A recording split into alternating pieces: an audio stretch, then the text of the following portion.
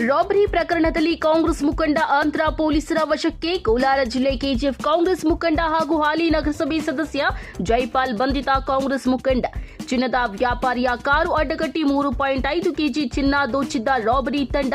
ತಮಿಳುನಾಡಿನ ಚೆನ್ನೈನಿಂದ ಕೆಜಿಎಫ್ಗೆ ಬರುತ್ತಿದ್ದ ಚಿನ್ನದ ವ್ಯಾಪಾರಿ ಚೇತನ್ ಜೈನ್ ಎಂಬುವವರಿಂದ ರಾಬರಿ ಮಾಡಿದ್ದಾರೆ. ಏಪ್ರಿಲ್ 2ರಂದು ರಾತ್ರಿ ನಡೆದಿದ್ದ ಈ ಕೃತ್ಯ ಆಂಧ್ರ ಹಾಗೂ ತಮಿಳುನಾಡು ಗಡಿ ನಾಯಕನೇರಿ ಘಾಟ್ ಬಳಿ ಈ ರಾಬರಿ ನಡೆದಿದೆ. ಕೆಜಿಎಫ್ನ ಜೈಪಾಲ್ ಕಾರು ಚಾಲಕ ಮುಕ್ರಂ ಪಾಷಾ ಸೇರಿ 4 ಹಾಗೂ ತಮಿಳುನಾಡಿನ 2 ಸೇರಿ ಕೃತ್ಯ. ವಿಕೋಟಾ ಪೊಲೀಸರಿಂದ ರಾಬರಿ ಮಾಡಿದ್ದ ಚಿನ್ನ ಹಾಗೂ ಕೃತ್ಯಕ್ಕೆ ಬಳಸಿದ್ದ ಕಾರು ವಶಕ್ಕೆ. ಆಂಧ್ರದ ವಿಕೋಟಾ ಪೊಲೀಸ್ ಠಾಣಾ ವ್ಯಾಪ್ತಿಯಲ್ಲಿ ಈ ಪ್ರಕರಣ ದಾಖಲಾಗಿದೆ. మేము చాలా థ్యాంక్ఫుల్గా ఉన్నాము.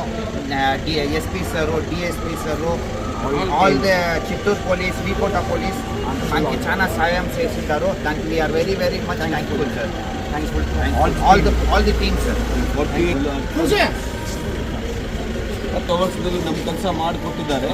ನಾವು ತುಂಬ ಥ್ಯಾಂಕ್ಸ್ಗಳು ಇದ್ದೀವಿ. ನಮಗೆ ಭಾಳ ಖುಷಿ ಇದೆ. ನಮಗೆ ಇಂಥ ಪೊಲೀಸವ್ರು ಒಳ್ಳೆ ಪೊಲೀಸ್ ಜನ ಸಿಕ್ಕಿದ್ದಾರೆ. ನಾವು ಇಷ್ಟದಿಂದ ತುಂಬ ಅವ್ರು ಒಳ್ಳೆ ಆಗಲಿ ಅಂತ ಹೇಳ್ತೀವಿ. All the are great. Vikota police, Chittoor full police, S P ಸಾಹೇಬರು, DSP, all circle inspector, all the police, we are very thankful for them. మేము ఎంత ట్యాంక్స్ చెప్తే కూడా అది తక్కువనే. అంత ట్యాంక్స్ మంది ఐటమ్ తిన్నాం. వితిన్ 48 అవర్స్ನಲ್ಲಿ మనకి సిక్కి మా షేర్ తెచ్చున్నారు. చాలా thanks. Thanks to all the team. Thank you sir.